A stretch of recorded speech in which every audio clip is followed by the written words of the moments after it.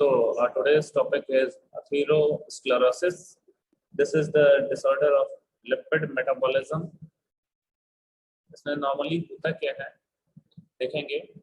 Atherosclerosis, also known as arteriosclerotic vascular disease or ASVD, arteriosclerotic vascular disease, which is a condition in which an artery wall thickens as a result of the accumulation of the fatty acids या fatty materials such as cholesterol और and triglycerides. मतलब इसमें जो हमारे क्या होता है, जो आर्टीरियल वॉल्स होते हैं वो मोटे पड़ने लगते हैं, या जो उसमें जो ब्लड फ्लो या जो फ्लोइंग कैपेसिटी मोटे होने की वजह से प्रॉपर उसमें ब्लड फ्लो नहीं हो पाता है.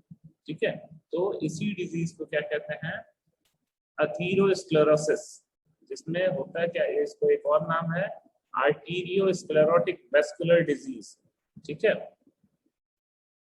तो इसमें क्या होता है, आर्टीरियल वॉल्स आपका वो उसकी परत मोटी होने लगती है. ठीक है, और वहां पे क्या होता है, mainly fatty material such as cholesterol और ट्राइग्लिसराइड्स का एक्युमुलेशन या डिपोजिशन हो जाता है.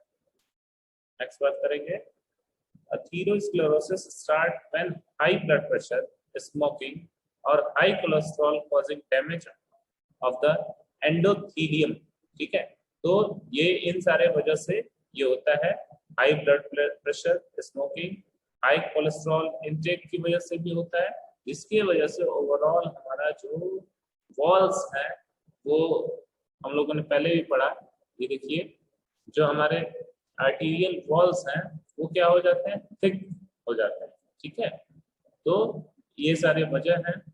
सबसे पहला आपका हाई ब्लड प्रेशर, फिर smoking, high cholesterol causing damage.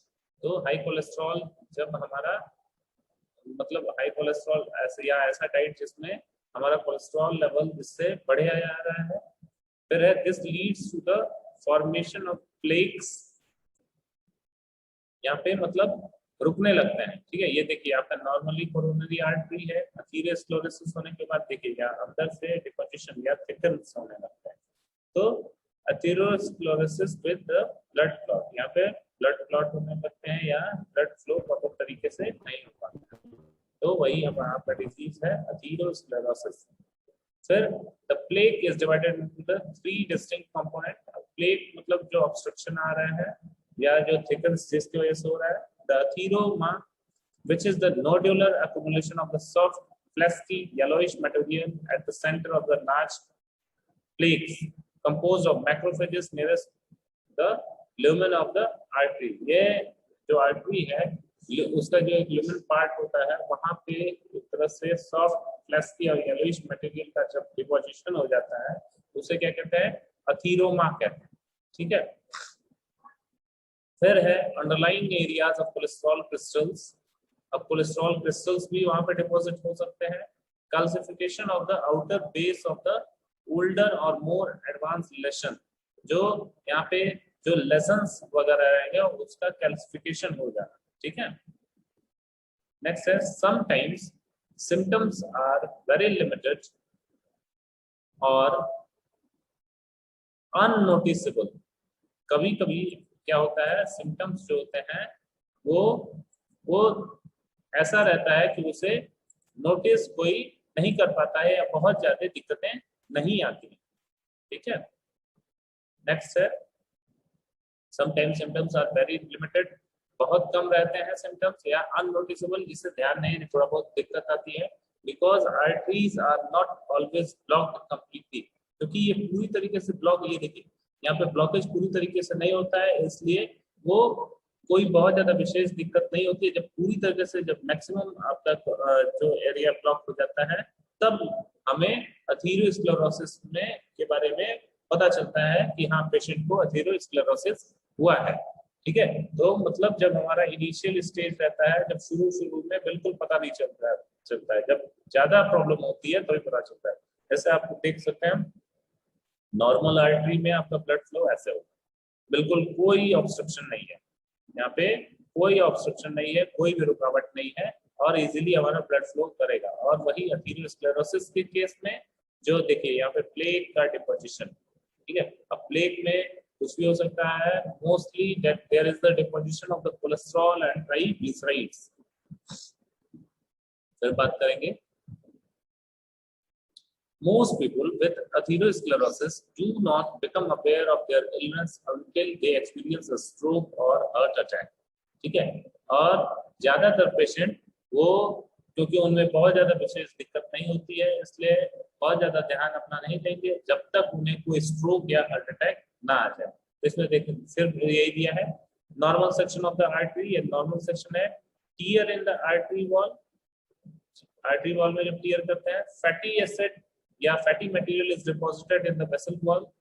जो फैटी मटेरियल्स है जब वो उसमें डिपॉजिट हो जाता है, चाहे वो ट्राइग्लिसराइड्स या कोलेस्ट्रॉल हो, narrowed arteries becomes blocked by a blood clot.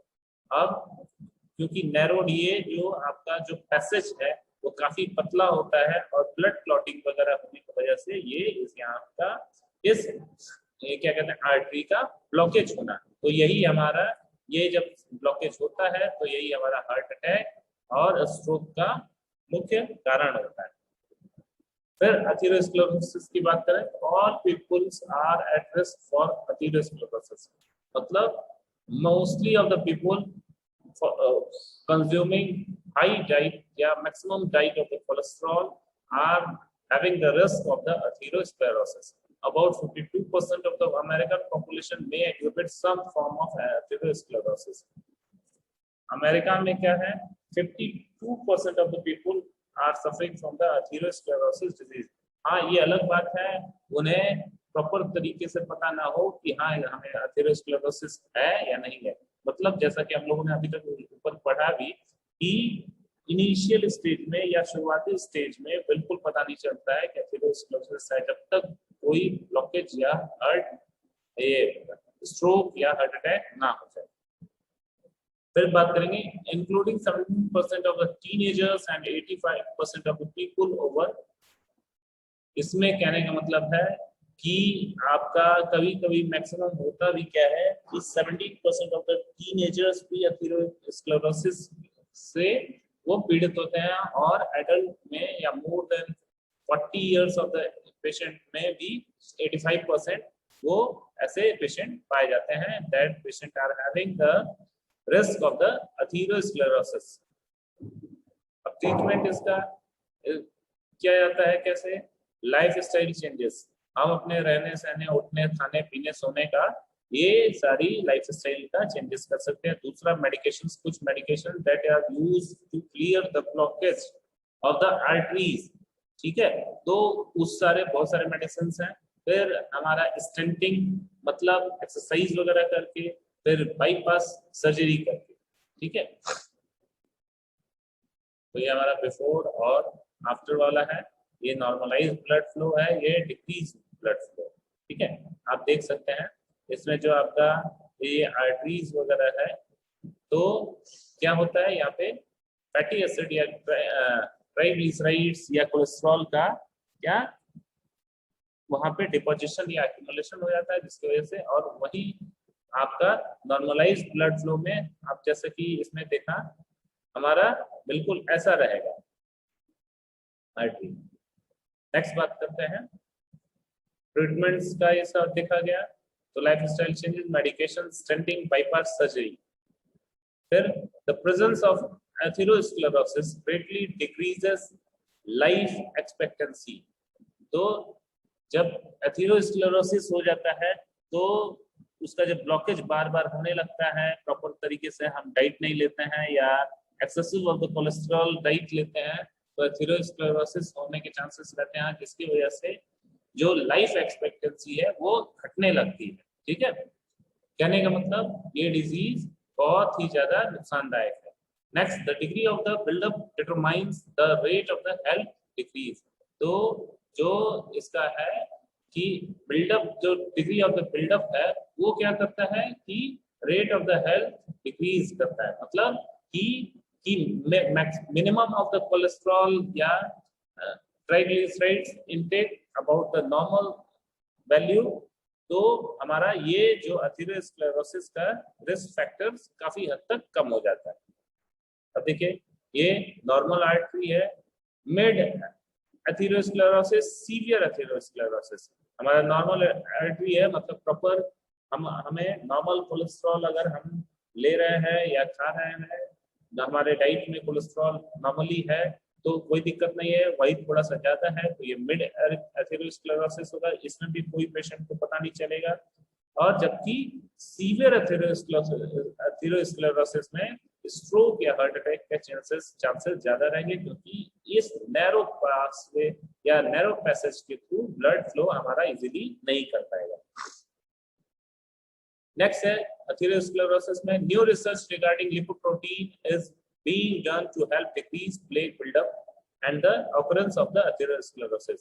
कुछ जो लिपोप्रोटीन्स के न्यू रिसर्च हुए हैं जिसकी वजह से हमारा जो प्लेक है जिसे कह रहे हैं ट्राइग्लिसराइड्स और क्या कहते हैं कोलेस्ट्रॉल का डिपोजिशन वहां पे प्रॉपर ज्यादा नहीं होगा, और उसकी वजह से उस न्यू रिसर्च लिपोप्रोटीन की वजह से जो हमारा एथेरोस्क्लेरोसिस या आर्टेरियल ब्लॉकेज के चांसेस कम हो जाएगा और इस तरीके से ये डिजीज कम होने लगेंगे। ठीक है, नेक्स्ट है एथेरोस्क्लेरोसिस बैलून एंजियोप्लास्टिस, रियल एंजियोप्लास्टी और कोरोनरी बाईपास सर्जरी, मतलब ये इसका ट्रीटमेंट है। ठीक है, तो this was all about the atherosclerosis. और इसमें हम लोगों ने पढ़ा कि ये डिजीज होता क्या है, किस वजह से होता है, कौन से diet excessive of the diet intake की वजह से होता है, और इसका एक तरह से ट्रीटमेंट कैसे होता है। ट्रीटमेंट हमारा सबसे पहले ये है कि हम अपने जो रूटीनल बिहेवियर है उसके बारे में बहुत ज्यादा ध्यान दें कि क्या हमें करना है, क्या नहीं करना है, कैसे खाना है, कौन सी डाइट खाना है, कौन सी डाइट में मैक्सिमम ऑफ द कोलेस्ट्रॉल और या ट्राइग्लिसराइड्स नहीं रहे, हम ऐसे डाइट को खाएं पिए, और अपने कुछ जो रूटीनल हैबिट्स हैं उन्हें चेंज करें। मतलब कहने का मतलब जैसा डाइट ले रहे हैं वैसा वर्कआउट करें, तो इसका कंजम्पशन होता रहेगा और इस तरीके के ये क्या कहते हैं कोलेस्ट्रॉल या ट्राइग्लिसराइड्स का डिपोजिशन हमारे आर्टेरियल वॉल्स में नहीं होगा, या हमारे आर्टेरियल वॉल्स थिकन नहीं होंगे, इजीली हमारा वो ब्लड फ्लो होता रहेगा और एथेरोस्क्लेरोसिस डिजीज जैसे चांसेस नहीं रहेंगे। ठीक है, बाकी नेक्स्ट क्लास में डिस्कस करेंगे।